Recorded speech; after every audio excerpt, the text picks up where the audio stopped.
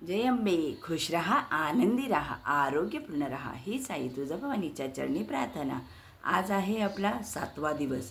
7वा पण आपण 6वा दिवस म्हणणार आहे.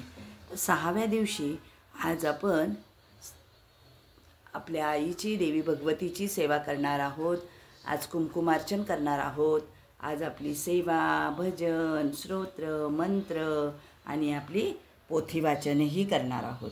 तर आपण कुंकुमार्चन करू. तर आज 7वा दिवस असता तर आपण कडाकण्या केल्या असत्या. तर आपल्याला उद्या कडाकण्या करायच्या आहेत आणि आज आपण 6व्या दिवसाची आपली कात्यायनी मातेची सेवा करू. आज आहे नारंगी रंग. तर आज आपण नारंगी रंगाची फुलं वाहू शकतो घटाला, हो की नाही. अशी नारंगी रंगाची माला आज आपण आईला अर्पण केली. आणि आज आहे आईचा नैवेद्य गूळ. तर आपण आज आईला गूळ अर्पण केला आहे.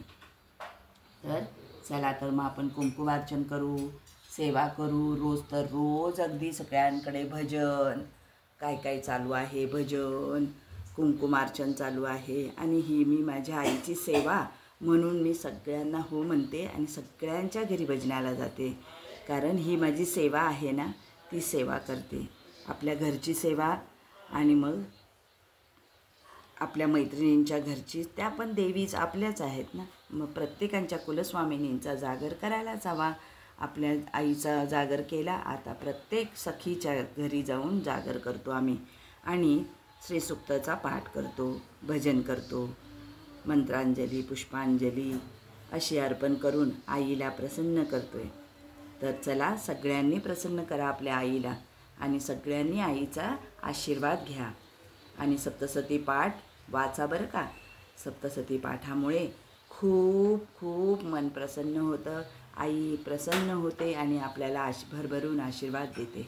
सप्तशती पाठ एकाग्र चित्ताने अगदी मोठ्याने म्हणायचं आहे की आपल्याकडे आई साक्षात आपल्या जवळ बसून हा पाठ ऐकत असते.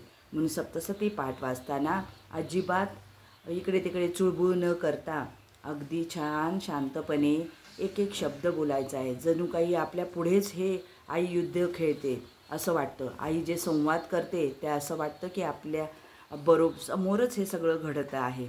त्यामुळे एकाग्र चिंताने आपण जेव्हा हे स्तोत्र म्हणतो, सप्तशती पाठ म्हणतो, तेव्हा आपल्याला साक्षात आई आपल्याशी बोलते असा अनुभव मिळतो. तर या अनुभवासाठी आपणही ही पोथी अवश्य वाचा, सप्तशती पाठ अवश्य वाचा, श्रीदेवी महात्म्य अवश्य वाचा.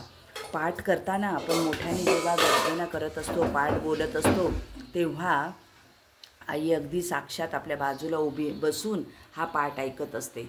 म्हणून अगदी मोठ्या स्वरामध्ये म्हणायचं आहे, व्यवस्थित शब्द बघून मग म्हणायचं आहे.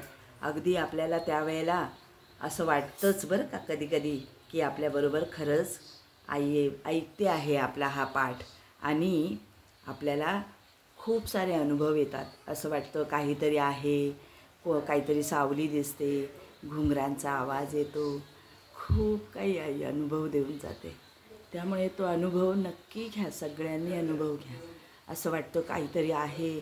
आई आपली परीक्षाही घेत असते ना, त्यामुळे असं वाटतं काहीतरी आहे, काहीतरी होतं आहे माझ्याबरोबर. पण काही न डगमगता आईवर विश्वास ठेवून ही पोथी अगदी एकाग्र मनाने आणि भक्तीने म्हणायची आहे, बोलायची आहे. खूप छान अनुभव मिळतो आणि आई खूप आपल्यावर प्रसन्न होते. आपल्या घरात मुलाबाळांना सुख शांती ऐश्वर लाभतं आणि आरोग्य लाभतं. म्हणून अवश्यही हा पाठ करावा. प्रत्येक घराघरातून हा पाठ झाला पाहिजे. आपली श्रीदेवी महात्म्य ऐकलं पाहिजे. आपण श्रवण केलं ना तरीसुद्धा यामध्ये खूप पुण्य मिळतं. म्हणून श्रवण करा किंवा स्वतः पोथी वाचा किंवा याचं श्रवणही करा, तरीसुद्धा याचं खूप फळ मिळतं. कोणाकडून वाचवून घेतली तरीसुद्धा याचं श्रवण केल्यानेही कथन आणि श्रवण याला खूप महत्त्व आहे.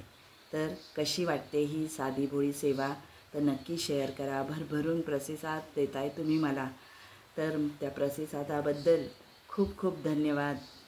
तर असेच ही माझ्या पाठीशी आईसारखे उभे राहा.